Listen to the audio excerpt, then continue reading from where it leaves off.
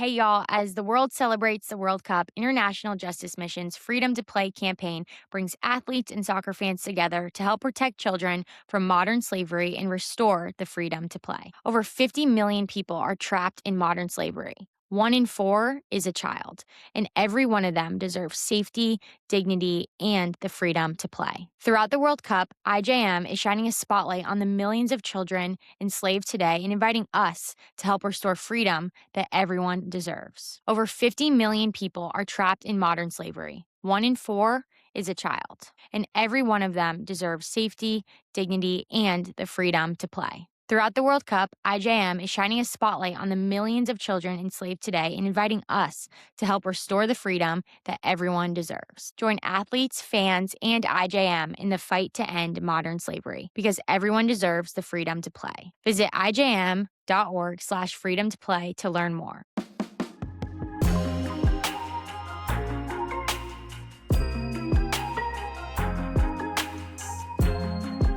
What is up? Tanner Tessmann, honored to have you on the podcast today. Thanks so much for making time. Yeah, of course. Thanks for having me. Yeah, well, I'm so excited to learn more about your story, but I do ask every guest on this show a fun question. It's what are you all about right now? And I know there's a lot of soccer and there's a lot of training and probably family things going on, but is there something maybe big or small, a new snack, a new song, a new little life goal that you're working on that you're all about at the moment? Yeah, there's this song actually that you mentioned a song. It's called I think it's let me see, hold on. I want to get it right. I'm sorry. No, it's good. It is called How Great by Taron Wells and Phil Wickham. It's been really good. That's been my go-to for the past couple weeks, listening to it all the time. Very good song. I love it. I hope they hear that. That is a great, two great artists, and definitely a great song. So I love that. I'm gonna turn that on my phone at some point today. But you will hopefully be competing with the United States this summer in the World Cup, which is so cool because it is on home soil. But your soccer journey did start, or could have started, I should say, doing American football, which is crazy. So would you mind just describing the opportunity that you had to play American football at Clemson? Yeah, so growing up, I always played soccer, football, basketball.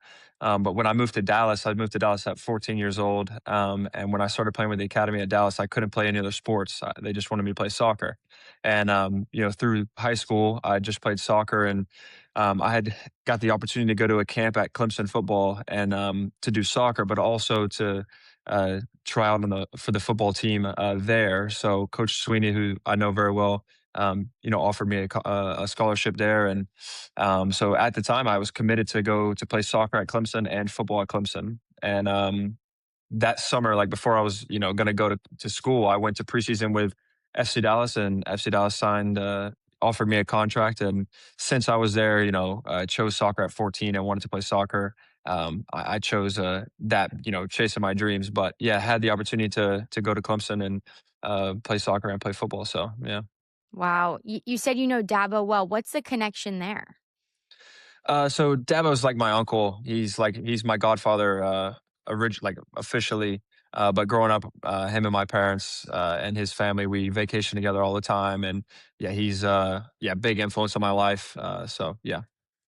Well, I'm sure he wishes he had you at Clemson, but definitely cheering you on and all the other things. And you mentioned just the other sports outside of football that you played. And I'm curious because soccer, wherever you are, is really like specialized sport, if anything. And a lot of young athletes who are trying to play at the most elite level play just soccer. But it really seems like the other sports you had maybe had an impact on who you are as an athlete today. How do you see that just now looking back on your early youth athletic life? Yeah, I think playing multiple sports helps out a lot. Just with, football, you get so much contact in American football and agility, trying to move out of the way of players and making a move. So for me, football was really big help on the contact side of it. So then when I get into soccer, going shoulder to shoulder with somebody isn't, it's nothing compared to American football. But then basketball is interesting because there's so many less people on the court. So going as a team, you're kind of more individual, and basketball is a lot more 1v1, different type of things in basketball as well, the movements and different things. But I think in all, it all just helps you become a better athlete. And at the end of the day, I think that's what playing a lot of sports for me did, was just play a bunch of athletes, understand team sports, how to get along with different people and different backgrounds, and try to join together and have one goal of winning. So yeah. Well, I have heard Dabo say that after your soccer career, you could have the opportunity to play as an NFL kicker. Would you ever consider that? Of course, I mean, nothing's ever out the window. I love NFL. I love watching on Sundays and obviously the Super Bowl. So, will it ever happen is the question. I don't know, but obviously open minded to it. Keep the door open. That's exciting. Lots of gold medals, hopefully, in your future before then. But another really cool part of your story is you've been over in Europe playing for OL and Lyon, competing over there. And just curious because that is far from home. It's a totally different country. It's far away. How has maybe your faith played a role in just being in a different aspect of your life from maybe than when you were growing up? Yeah, yeah. I mean, now this is like the third or fourth time I moved just for soccer. So I think the biggest thing I've learned is that you want to set a foundation in faith. You want to find a church right away. That's what we did. Me and my wife, when we came to Lyon, is we found a church, English speaking church, and we in the community. Now, do we go every Sunday? It's difficult with games and the language barrier and a lot of different things. But I think being in Europe and being in a place far from home and away from family is tough. You miss out on a lot of big events, big things. But what matters most is your faith and your inner circle, and keeping that close as you can is important. So throughout wherever you move to, wherever I've moved to, I've learned that you got to start with that. You got to make sure you get the foundation right, and it just helps you embrace the city, embrace the people, find your circle, and feel more comfortable like really quickly. So yeah.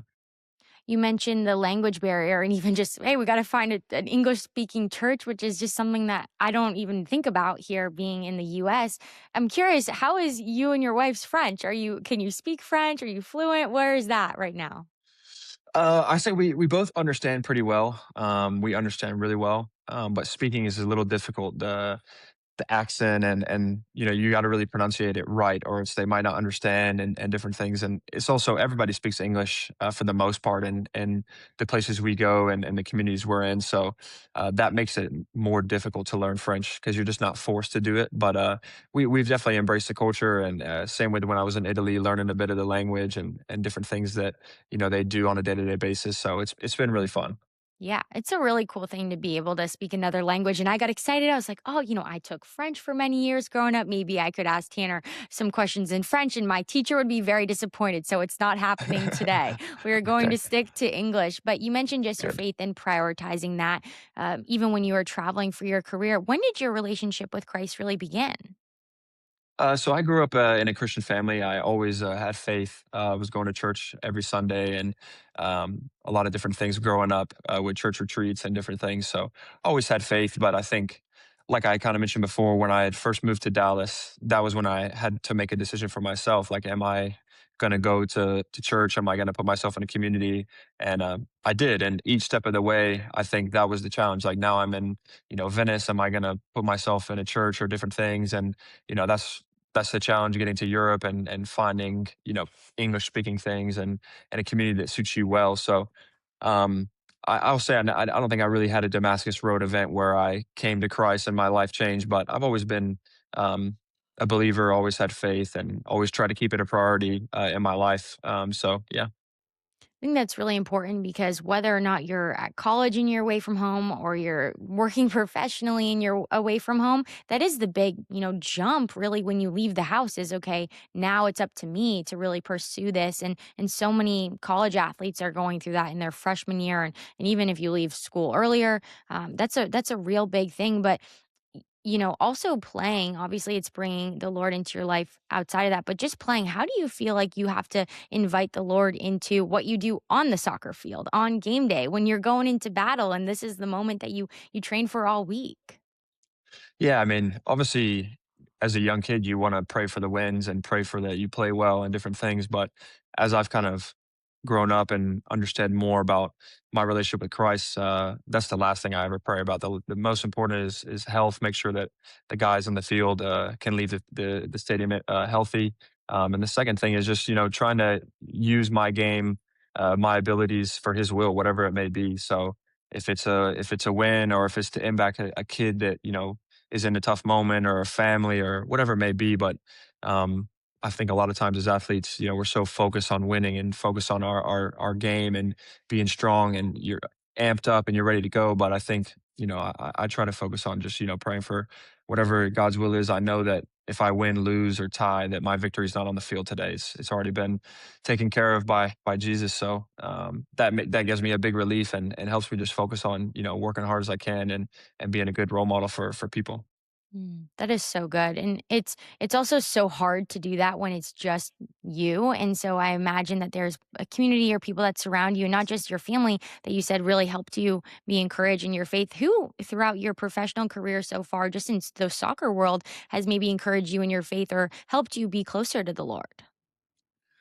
Just in the soccer community, I'd say different players I've played with have had faith, especially in the national team. And we have a good setup there with the national team with chaplains. And we meet, when we have camp, we're there for a week to 10 days, and we meet 4 or 5 days of those days. So it's really nice to have that community there. And it's more, I guess, Americanized, where before a game you pray and you have those things where, as in Europe, you don't really have that. But being in Europe, there's a few guys on my team now that have we've talked about faith, and it's really good to have that conversation in the locker room and kind of draw you closer to your faith and know that there's guys on your team that believe as well. And but one of the key ones I think as well is my teammate Gianluca Buzio in Venezia.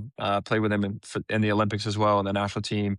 But he has faith and his family has faith and they're a good family. And me and him, played together for 3 years and we got promoted. One of the best moments of my career. And together we talked about faith a lot and different things. But yeah, I think that time period and where we both were, faith kind of drew us closer to what we really wanted in life, which was special. That's really cool. I love to hear that. And I'm curious, you talked about the Olympics, and so cool that you were able to have that experience in Paris. And anytime you wear the USA across your chest, I'm sure the intensity just rises. What is that opportunity and the training that probably no one sees, and the hard, practice days, and the am I going to make the cut? What has that experience been like for you? Yeah, no, wearing the USA on the chest is a special moment for sure. That's like a dream as a kid. I mean, you grow up watching, the World Cups and the big games, and to represent the country is an honor, is a blessing for sure. But yeah, to do it in the Olympics, the biggest sporting event in the world. Many people hold such value to the title of an Olympian athlete with all the individual trainings that go into their sports and the different techniques and the talents that they have. And the fact that we were able to play soccer in the Olympics in Paris was really special. Really special. A bunch of my family came out, which was cool, and yeah, it was really a great moment to be on that team and to be a part of everything. But yeah, I think the trainings and the things that go into it, it's normal. It's just normal trainings, normal sacrifices since you're a kid of day in day out, giving the best you can give, and yeah, sacrifices come along with it, with whatever it may be. But at the end of the day, you know that if you keep working hard and you believe in yourself and your team, that anything can happen. So. Well, Tanner, a lot of people see you play for the US on TV, and they're going to see the social media posts and they're going to get hyped about it, but they don't see those trainings and the years and years of training camps and preseasons and tryouts that you've been going to. When you just reflect back on your national team experiences, it could be from very early when you first got there, or it could be right now when you're hopefully preparing for the World Cup. What's maybe the most intense training or drill or workout that program has put you through? Yeah, I'd say probably some of the team trainings with the national team. Um, yeah, have been really intense, especially with Pochettino here. We had some really intense sessions just trying to get the guys ready for the World Cup in such a short window. I mean, he's obviously been the coach now for 2 years, coming around on 2 years, or you maybe a year. But it doesn't seem like so much time. It seems like a lot of time, but we only have, like I said, 7 to 10 days every camp. So not a lot of days to have real trainings. So some of those trainings was, I think it was like one in Denver or somewhere that was in the altitude, and we were all dying, and it was a tough session, just the circumstances after traveling and everything. But it's what we needed, and it's what we want. We love those. The guys love those trainings. I love those trainings that are difficult and push you to the test, because at the end of the day, it makes the team better, it makes you better. So yeah. That's awesome. What's this team and this group of guys like that you get to train with? Is there a certain tradition you always do, a game that you play when you're not on the field, a personality vibe that you would describe the group as? I'd say the group is a lot more chill and fun than a lot of people think. Like, we've got a lot of serious guys and guys that are intense on the field and maybe a little more shy, but the group is super chill, like a bunch of kids just having fun. A bunch of guys when we travel to the training grounds or the games, not so much the games, but more the trainings and like a recovery day, they're playing a lot of Clash Royale, which is like the game on the phone. Yes. Guys, there's so many guys that love playing that game because you can play multiplayer and a bunch of different things. So, but yeah, there's groups of guys that listen to music the whole time on the bus and just increase the vibes. And everybody's just like a family with the national team. Nobody's too big or famous. Nobody's too small playing in a small club. When you're with the national team, you're a brother and you're with the team. So yeah. That's really cool. I know there are a lot of young kids that play that game that are going to be hyped up to hear that the national team is also doing that. But I'd love to spend some time just talking about your family because I know you are a father and you have a young child, and just curious how being a dad has maybe impacted your perspective on sport and just soccer and even just your outlook on life. Yeah, no, it's crazy. Their perspective changed really quickly. When we got pregnant, when my wife was pregnant, we knew we were having a baby. My perspective on life just changed completely. Preparing for my son, how we want to raise him, the conversations with my wife, talking about the different things that we're going to teach him and all these things. And then you start to think about, well, what do I believe? What are we going to do? What are we going to say? And I think that only increased my faith, increased my understanding on like what my personal worldview is.